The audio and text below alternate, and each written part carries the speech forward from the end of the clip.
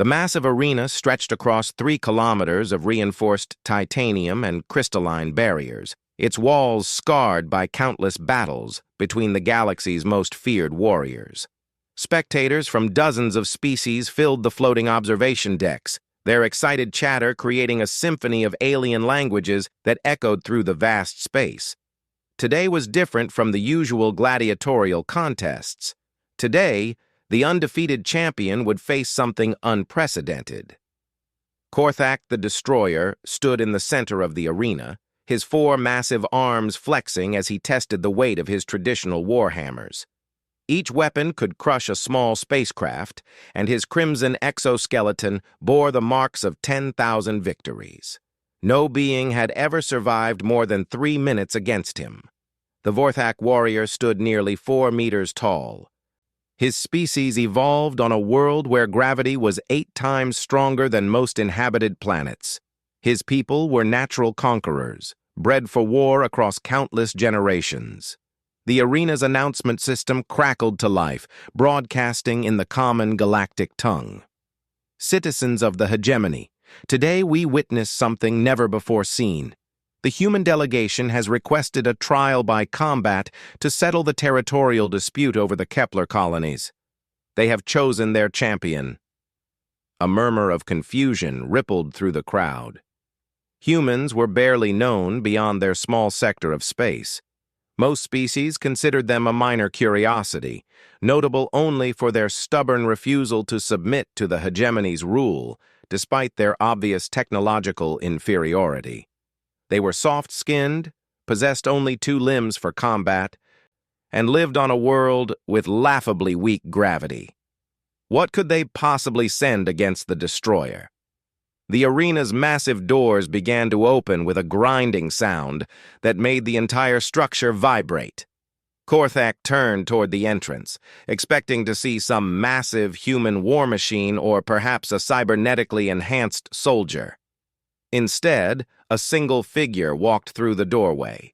She appeared to be a young human female, barely reaching 1.5 meters in height.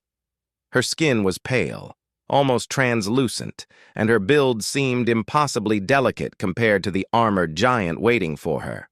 She wore simple clothing, nothing that could remotely be considered battle gear. Her dark hair was tied back in a practical ponytail, and she carried no visible weapons. The most striking thing about her was her eyes. They held a calm confidence that seemed completely at odds with her situation. The crowd's reaction was immediate and explosive. Laughter erupted from multiple species, while others expressed outrage at what they perceived as an insult to their entertainment.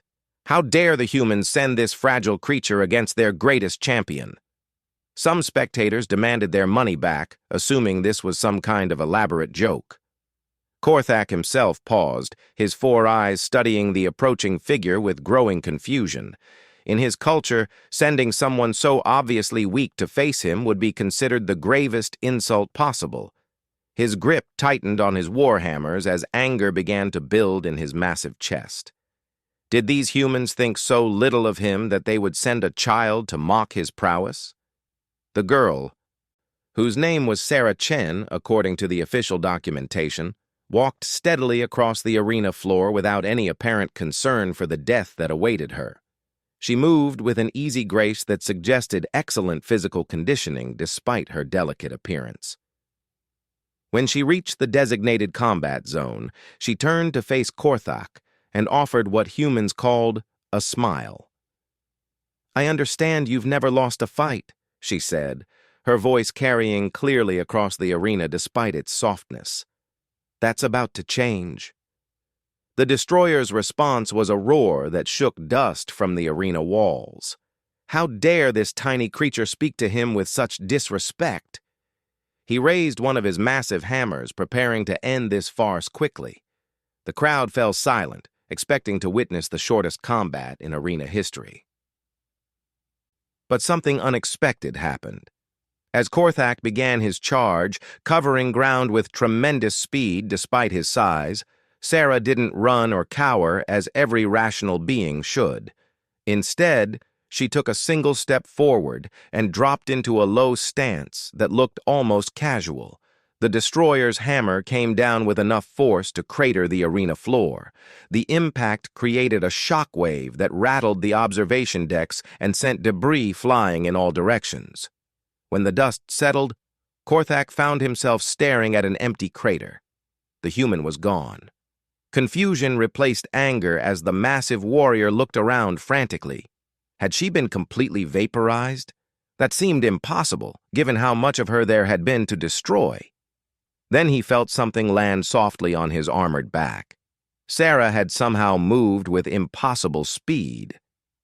Not just avoiding the devastating attack, but positioning herself on top of her opponent.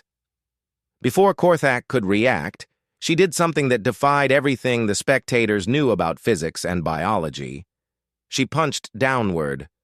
Her small fist, which should have broken against his armored exoskeleton, instead punched completely through the reinforced plates that could withstand plasma cannon fire. The impact sent cracks spreading across Korthak's entire back section, and for the first time in his life, the destroyer felt pain.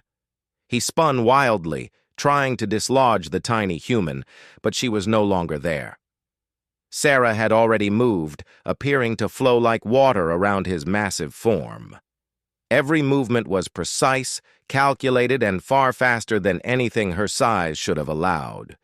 The crowd's laughter had died completely, replaced by stunned silence. This wasn't possible. Humans were weak. Everyone knew that. They came from a low-gravity world and possessed no natural weapons or armor. Yet here was one of them treating their greatest champion like a training dummy. Korthak swung both hammers in a wide arc, hoping to catch the elusive human in an attack she couldn't dodge.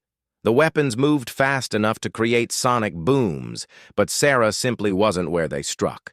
She appeared to anticipate every move before he made it, flowing around his attacks like she was dancing rather than fighting for her life. Then she struck again. This time, her target was one of his forearms. Her small hand gripped his wrist and twisted in a motion too quick for most eyes to follow. The sound of breaking bone echoed through the arena as the destroyer's arm was not just broken, but completely shattered at multiple points. Korthak's roar of pain and rage was deafening, but it didn't slow Sarah down. She continued her assault with surgical precision, targeting joints and weak points that should have been impossible for her to reach or affect. Each strike caused devastating damage, despite coming from someone who looked like she should barely be able to lift a standard weapon. The spectators were no longer entertained. They were terrified. Some of the more knowledgeable species began to whisper among themselves, sharing fragments of rumors they had dismissed as impossible. Stories about humans who could move faster than sight, who possessed strength far beyond what their biology should allow, who could survive injuries that would kill most other species. But those were just stories, myths created by species that had been defeated by human military forces. Everyone knew humans won their victories through technology and tactics, not through individual prowess. Yet here was undeniable proof that those stories might have been more accurate than anyone wanted to believe. Korthak was now fighting defensively, using his remaining weapons to try to keep the impossibly fast human at bay.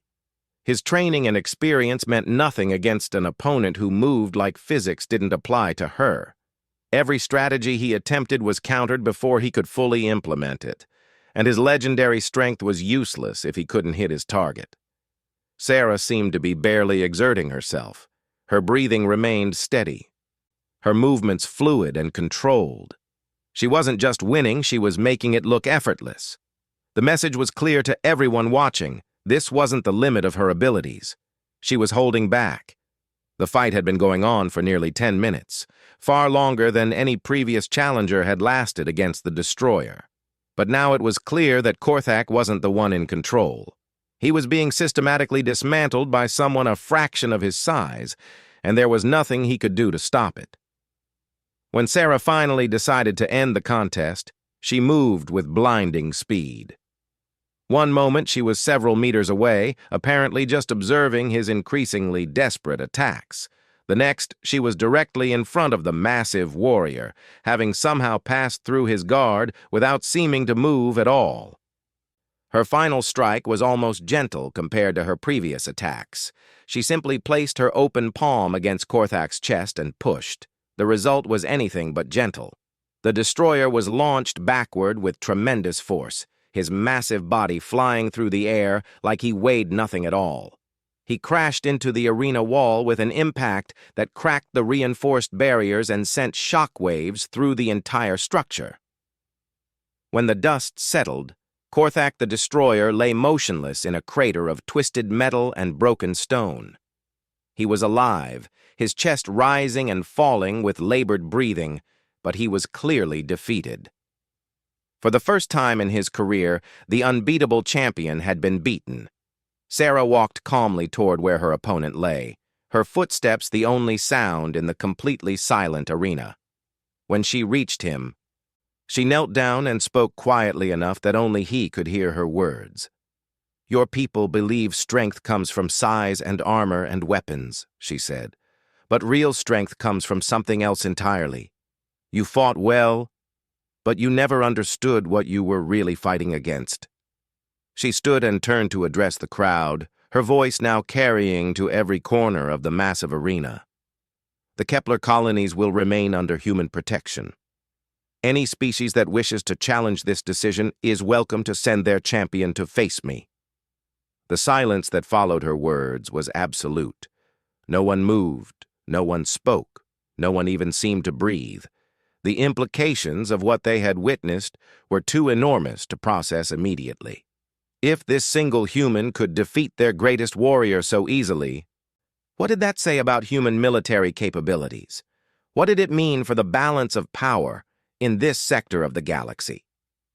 As Sarah walked toward the arena exit, her steps echoing in the vast space, a new understanding began to spread through the crowd.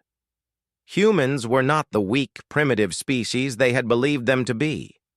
They were something far more dangerous, something that had been hiding its true nature behind a facade of apparent vulnerability. The fragile girl had just changed the course of galactic history. The emergency session of the Galactic Hegemony Council convened 3 days after the arena incident. Representatives from 47 species gathered in the massive chamber that floated in the space between 3 gas giants, its crystalline walls offering a spectacular view of the cosmic dance outside. But nobody was admiring the scenery today. Fear had settled over the assembled delegates like a toxic cloud.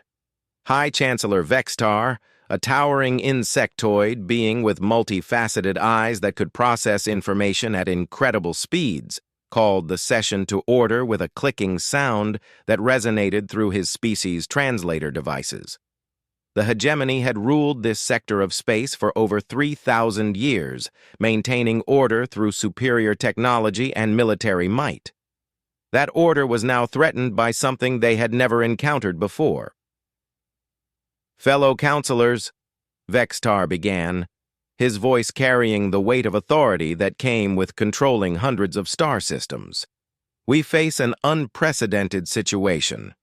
Our intelligence networks are providing reports that contradict everything we believed we knew about human capabilities." The holographic display at the center of the chamber activated, showing footage from the arena battle. Many of the delegates had already seen it, but watching it again didn't make it any less disturbing. The tiny human female moved like she was defying fundamental laws of physics, and her strength appeared to come from nowhere that their scientists could understand. Admiral Koreth, representing the military caste of the Draknari Empire, stood to address the council. His reptilian features were marked by countless battle scars, each one a testament to his survival in conflicts that had claimed millions of lives. "I've consulted with our best combat analysts," he said, his gravelly voice carrying across the chamber. "According to our calculations, what we witnessed should be impossible. No biological entity of that size and mass should possess the strength demonstrated by this human." Murmurs of agreement rippled through the assembled delegates. The Draknari were considered the military experts of the hegemony, their species having evolved on a world where survival required constant warfare. If their analysts couldn't explain what they had seen, then the situation was even worse than most had feared. Dr. Zelthera, the Council's chief xenobiologist, activated her own holographic display showing detailed scans of human physiology that had been gathered over years of covert observation. Counselors, I've spent the last 72 hours reviewing everything we know about human biology. Their bone density is actually lower than most species we consider physically weak. Their muscle fibers show no unusual characteristics. Their cardiovascular systems are efficient, but not exceptional.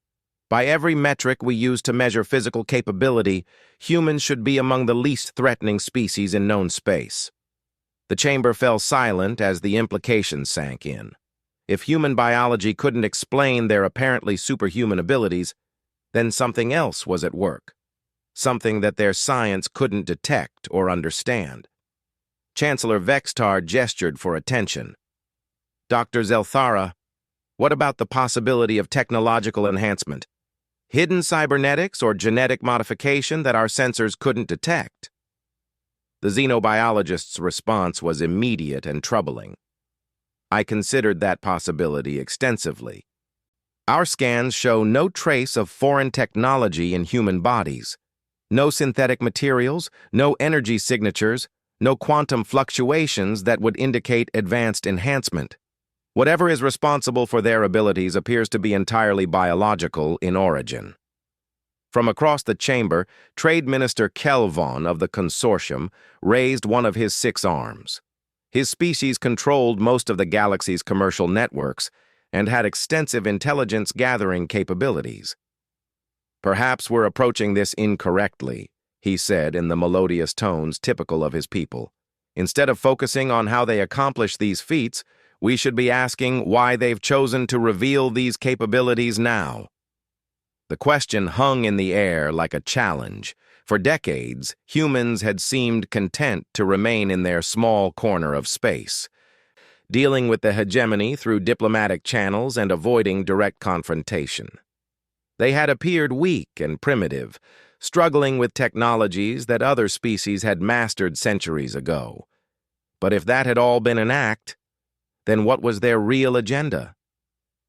Ambassador Thyrix, representing the ancient ethereal collective, spoke with the wisdom of a species that had witnessed the rise and fall of dozens of galactic civilizations. In my people's long experience, she said, her translucent form shimmering as she communicated, species that conceal their true capabilities do so for one of 2 reasons. Either they are preparing for expansion and conquest, or they are protecting themselves from threats they consider existential. The implications were equally troubling either way. If humans were planning conquest, then their apparent weakness had been the perfect cover for preparation. If they were defending against perceived threats, then the hegemony's own expansion policies might have triggered a response they were not prepared to handle. Admiral Koreth stood again, his scarred features grim with concern. I've been reviewing our military assessments of human territory. We assumed their defensive capabilities were limited because they rarely deployed large fleets or showed advanced weapons technology.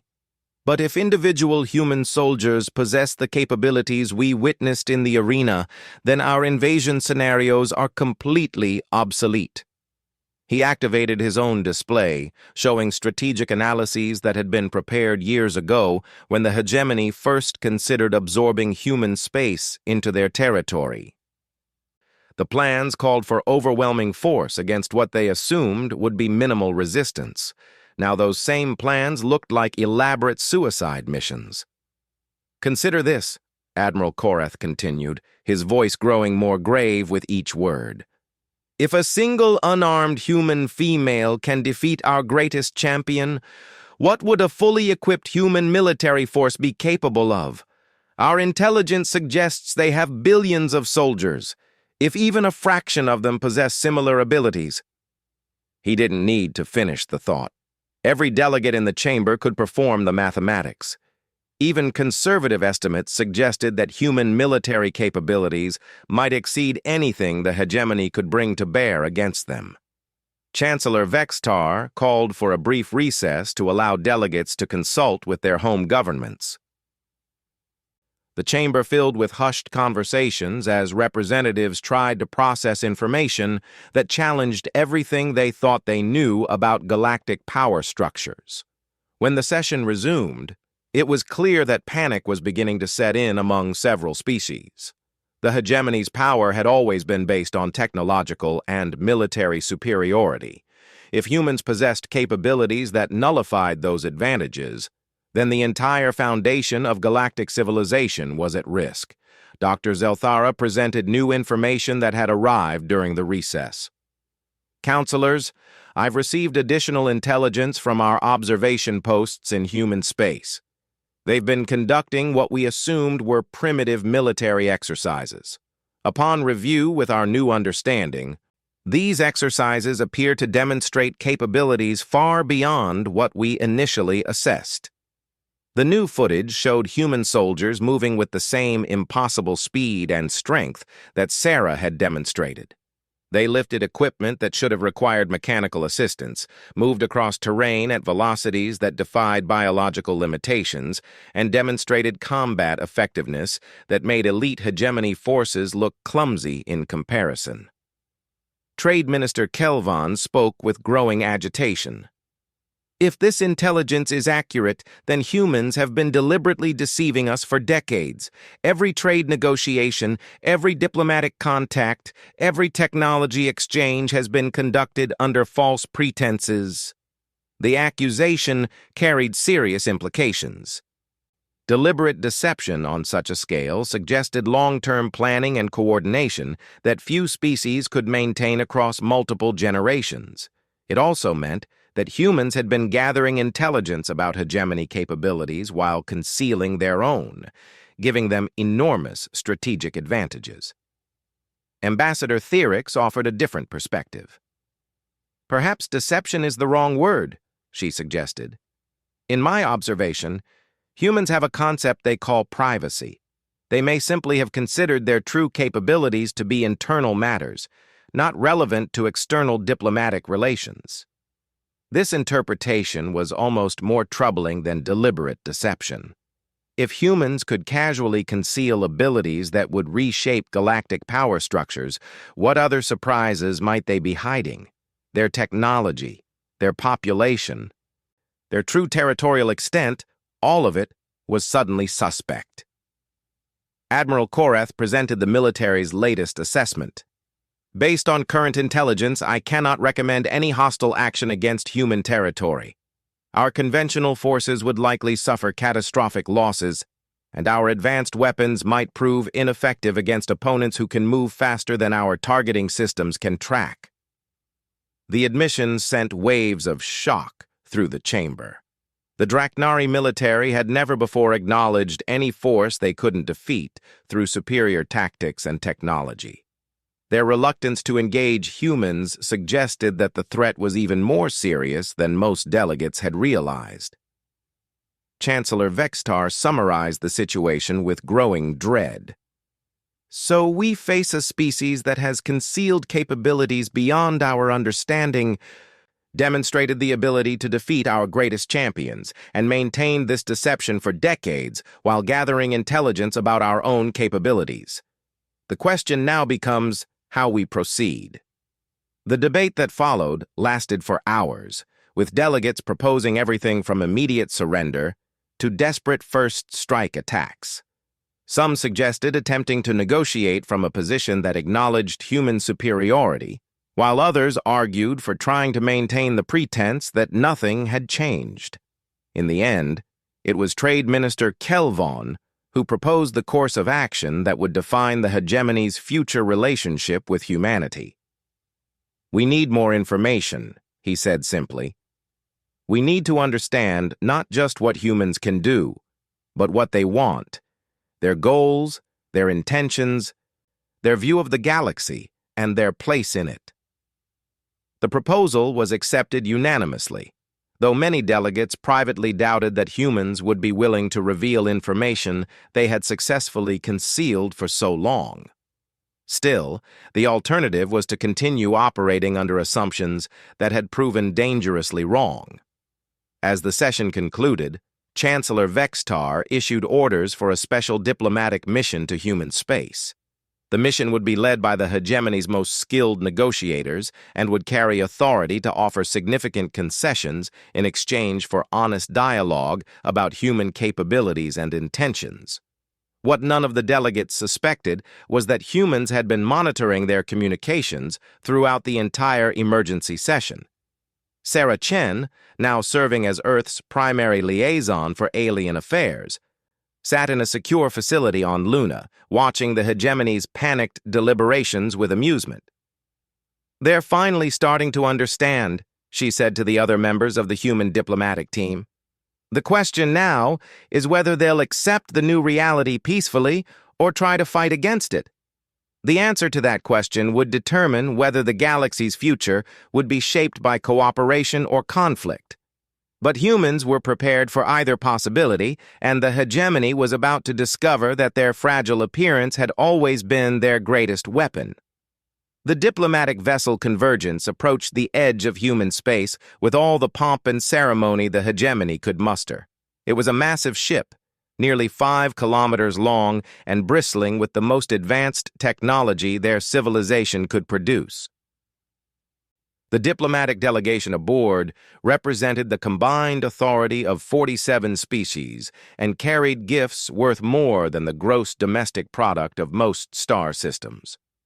Ambassador Thyrix led the delegation, her ethereal form shimmering with nervous energy as they entered human territory. Beside her stood Chancellor Vextar himself, making this the highest-level diplomatic contact between humans and the hegemony in decades.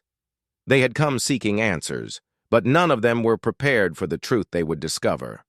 The human response to their arrival was characteristically understated. Instead of the massive fleet escort they expected, a single small ship approached them. It was sleek and elegant, but showed no obvious weapons or defensive systems. To the hegemony delegates, it looked almost toy-like compared to their massive diplomatic vessel. Sarah Chen's voice came through their communication systems with casual friendliness. "Welcome to Sol System, Chancellor Vextar. I'm Sarah Chen, and I'll be your guide during this visit. Please follow our navigation beacon to Luna Station." The simplicity of the greeting caught the delegation off guard. Here was the human who had single-handedly defeated their greatest champion, speaking to them like they were tourists rather than representatives of the galaxy's most powerful political entity. Luna Station was unlike any facility the delegation had ever seen. It appeared to be carved directly from the moon's surface, with vast, transparent sections offering views of both Earth and deep space. The architecture was elegant rather than imposing, suggesting confidence rather than the need to intimidate visitors. As their shuttle descended toward the station's docking bay, Admiral Koreth noticed something that made his scales ripple with unease. "The defensive systems," he muttered to Chancellor Vextar. "Where are the defensive systems?" It was true. Luna Station showed no obvious weapons, no shield generators, no orbital defense platforms. For a facility hosting such sensitive diplomatic talks, the lack of visible security was almost insulting. Either the humans were incredibly naive, or they were so confident in their abilities that they saw no need for conventional defenses. Sarah met them at the airlock, looking exactly as she had in the arena recordings. Small, delicate, and utterly unthreatening in appearance. She wore simple civilian clothing and offered the same warm smile that had preceded her devastating victory over Korthak the Destroyer. "I hope your journey was comfortable," she said, leading them through corridors that seemed designed more for aesthetics than defense. "We've prepared a full briefing on human capabilities and intentions. I think you'll find it enlightening." The briefing room was dominated by a massive holographic projector that could display three-dimensional images with perfect clarity. As the delegation settled into seats designed to accommodate various alien physiologies, Sarah began what would become the most important presentation in galactic history.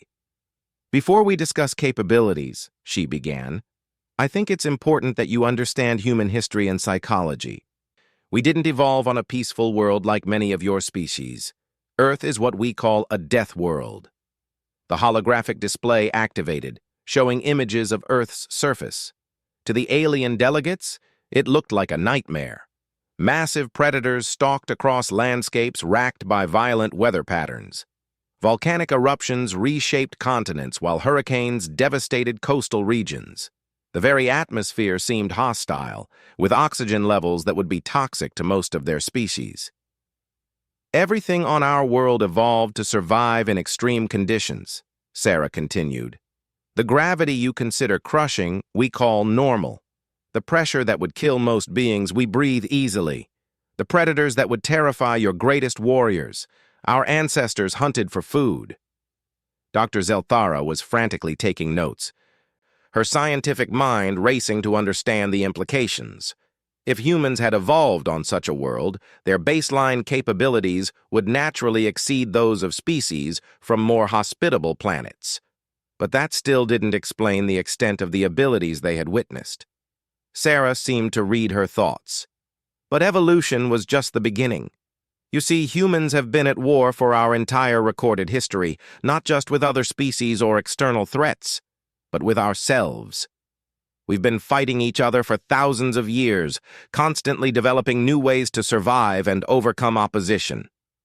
The holographic display showed human military history, from ancient battles fought with primitive weapons to modern conflicts involving technologies that made some hegemony weapons look antiquated.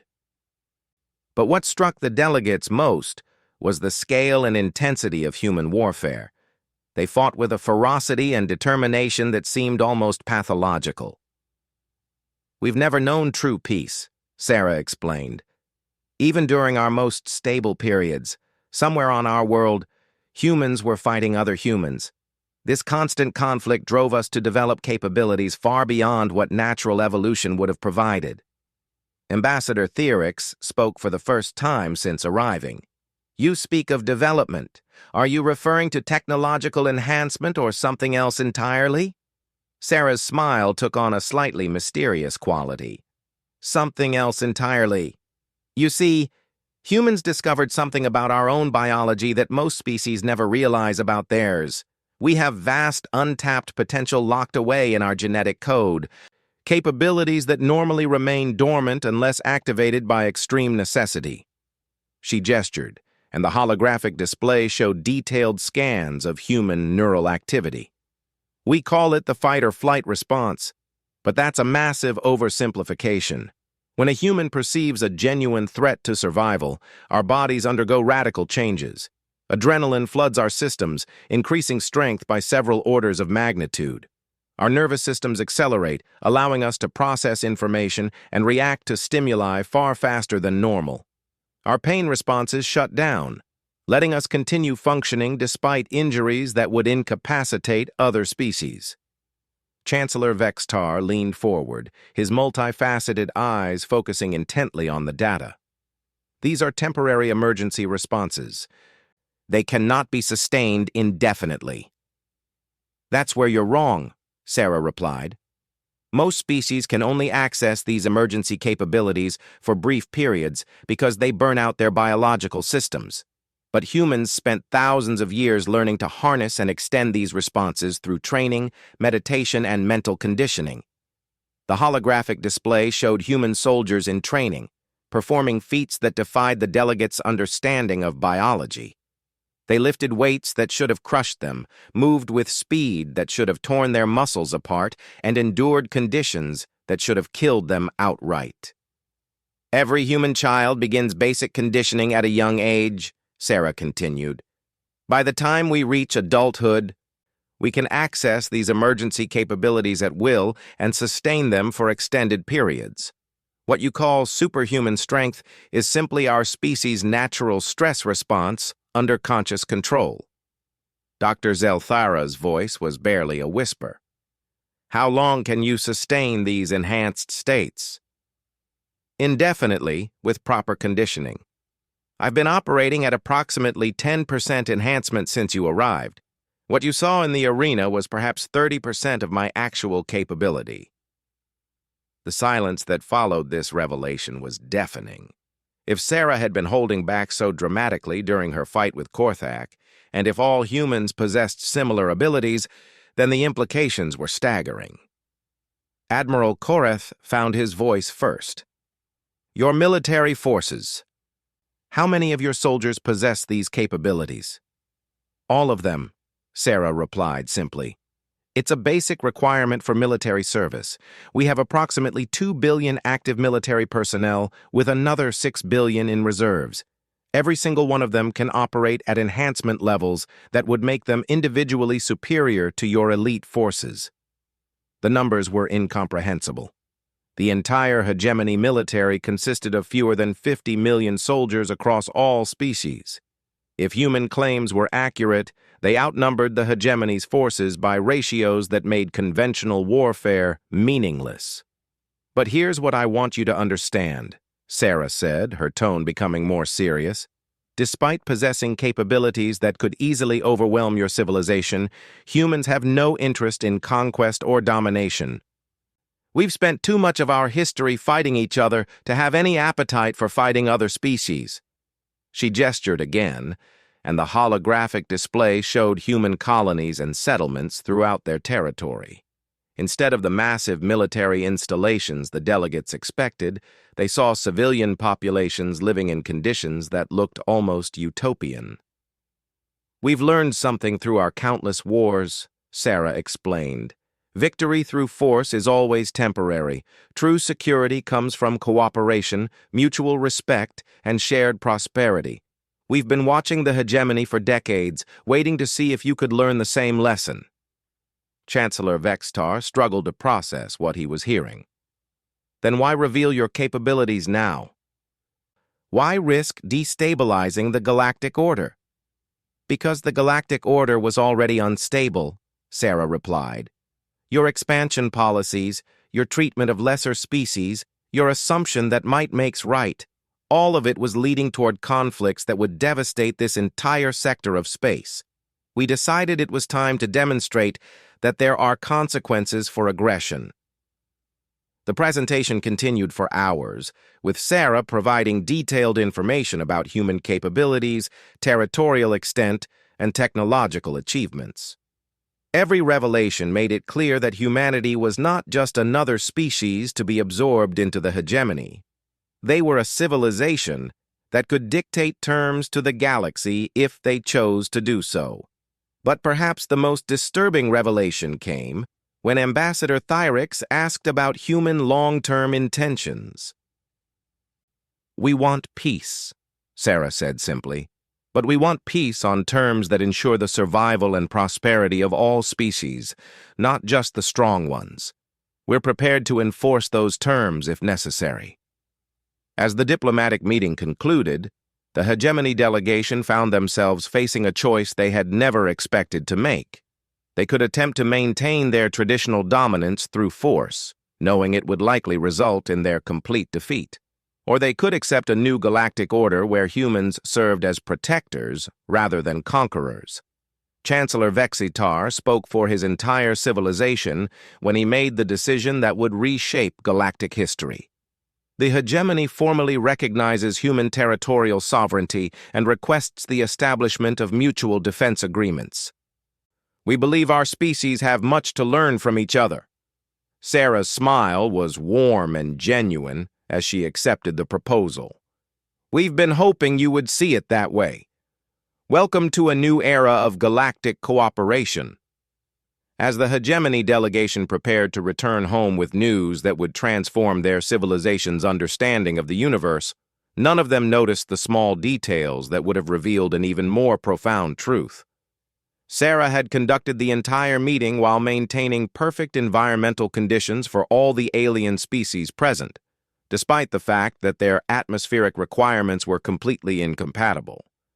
She had somehow made the room comfortable for beings who needed different gravity levels, air compositions, and pressure settings. The fragile girl who had defeated their greatest champion wasn't just physically enhanced. She possessed capabilities that bordered on the miraculous, and she had spent their entire meeting carefully concealing just how far beyond their understanding humanity had truly evolved. The galaxy would never be the same, but perhaps for the first time in millennia, it had a chance to be better.